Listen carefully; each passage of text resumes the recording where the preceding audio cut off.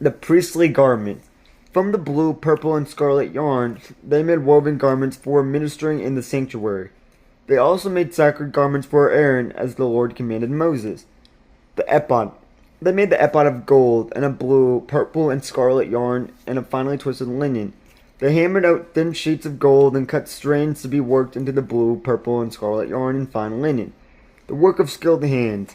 They made shoulder pieces for the ephod, which were attached to two of its corners, so it could be fastened.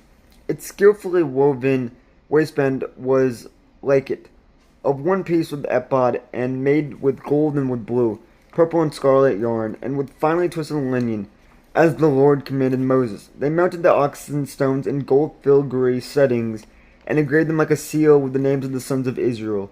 Then they fastened them on the shoulder piece of the ephod as memorial stones for the sons of Israel, as the Lord commanded Moses. The breastpiece. They fashioned the breastpiece, the work of a skilled craftsman. They made it like the ephod of gold and of blue, purple, and scarlet yarn, and of finely twisted linen. It was square, a span long and a span wide, and folded double. Then they mounted 4 rows of precious stones on it. The first row was cornelian, chrysolite, and beryl. The second row was turquoise, lapis lazuli, and emerald.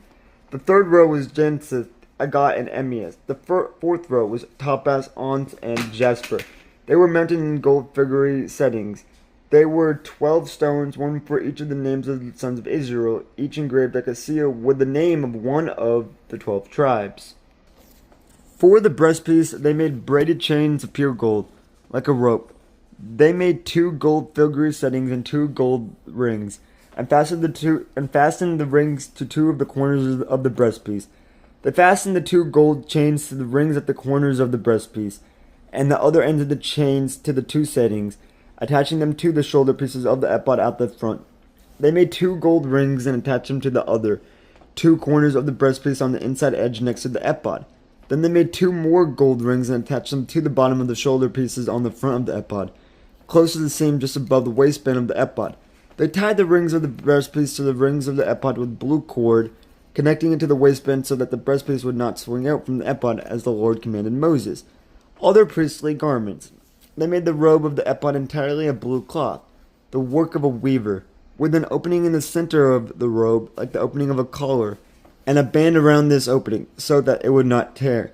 They made pomegranates of blue, purple, and scarlet yarn, and finely twisted linen around the hem of the robe. And they made bells of pure gold, and attached them around the hem between the pomegranates. The bells and pomegranates